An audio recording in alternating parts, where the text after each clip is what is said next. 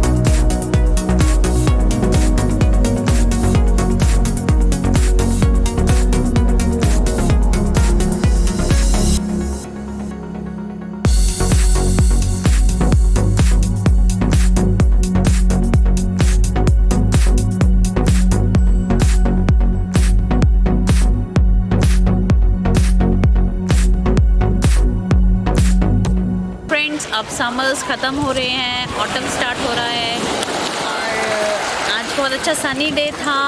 और ऐसा बहुत ही कम होता है इंग्लैंड में, साल में 1 या 2 हफ्ते ही होते हैं इतना अच्छा सनी डे रहता है इधर। तो इसलिए हम लोग बीच आए थे। होप आपको ये वाला एक्सपीरियंस अच्छा लगे, आपको मेरा व्लॉग पसंद आए। और अगर पसंद आए तो प्लीज़ लाइक करिएगा, शेयर करिएगा और कमेंट करके ज़रूर बताइएगा कि आपको कैसा लगा मेरा व्लॉग। आज के लिए बस इतना ही। Bye bye, take care.